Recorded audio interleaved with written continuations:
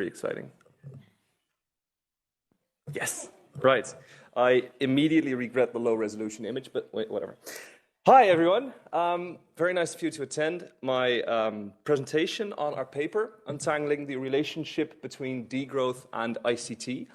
My name is Willem Hulst, and this research is originally part of my master's thesis, which I completed last year at Utrecht University. Well, that's me, second over there. The same outfit is purely coincidence, but you know, you can recognize me by my snail. The rest of these handsome devils are my co-authors, including Daniel Pargman, who's here with us today. Sergio was also my supervisor for this thesis.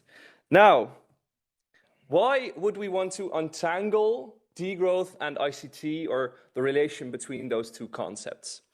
Well, ask anyone, they'll probably say infinite growth in a finite world is a logical and practical impossibility. The effects of unfettered capitalist growth are each more noticeable each day. Degrowth represents a pathway out of the problems created by capitalism, based on an increased focus on well-being, which means, you know, what we really need, instead of welfare, which might sometimes be what we want, meaning more money, or for companies, more customers, since under a capitalist system, it's grow or die. But what does this mean for IT? I would like to introduce you to the iPad equation. Some of you may know this. Developed by Ehrlich and Holdren in 1972, I believe. They relate or approximate environmental impact as a product of three factors: people, affluence, meaning money, and technology. Now, it's of course not a direct equation, and anyone who's studied math will probably cringe a bit at this, but it's a decent enough approximation. And what we've seen when we study degrowth research is that degrowth focuses on reducing the affluence factor, meaning that GDP growth, which has long been an indicator of, well, how good a country is doing, is no longer adequate, because we see that the complete and utter focus on this growth has disastrous consequences, not only for the natural environment, by extracting resources and the like, but also on people, not just physically, but also mentally and spiritually.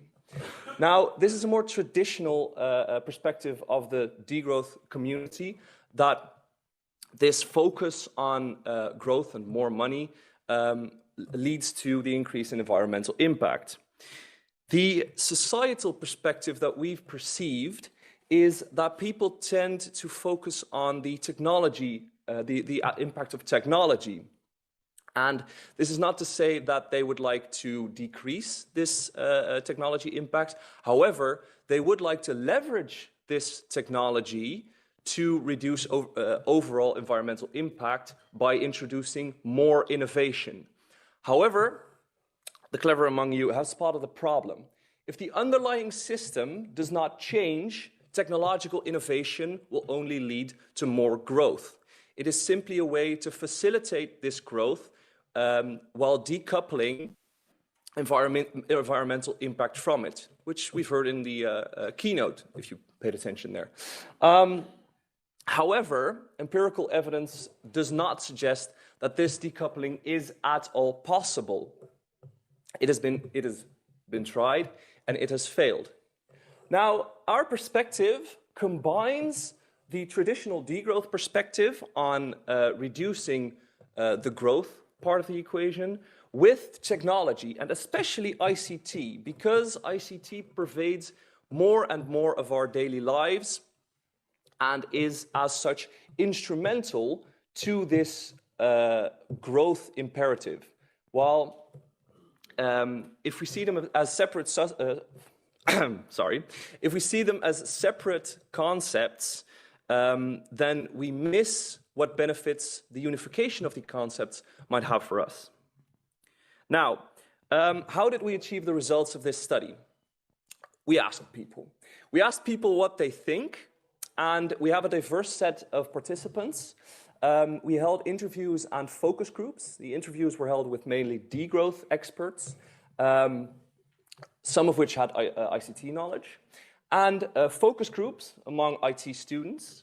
And we did what any good researcher does. We asked random people on the internet what they think.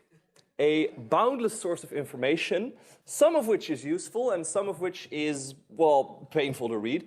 But we asked a number of subreddits, communities on the website Reddit, and they held a semi-guided or unguided discussion on what they thought about degrowth and ICT. And we distilled from that a number of concepts, which were recurring trends and themes as expressed by the participants. Firstly, degrowth is a controversial term. As mentioned just before the keynote, it does not mean we're going back to the Stone Age, but people seem to think that it is. However, when the principles of degrowth are applied in context, they become much more attractive. I mean, who doesn't want to work less hours for the same amount of money? Oh, right. Techno-optimism leads to rejection of alternatives.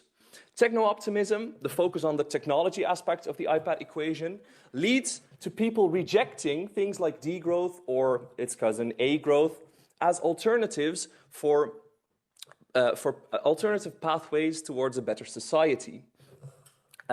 Sticking to the status quo seems easiest. Limiting ICT in our daily lives is something to strive for. This means both direct interaction with ICT, meaning just how much you hold your phone in your hand, and indirect interaction. How many times a year do you purchase a new phone? How much redundant infrastructure is needed to run this ICT? However, one participant asked, what would this have done for Moore's law, where transistors double every 2 years, if we don't have a new phone every year? Who knows? High-tech solutions create high-tech dependencies. If you fight symptoms with high-tech solutions, but those high-tech solutions themselves are unsustainable, you still don't have a sustainable system. We need to think about this.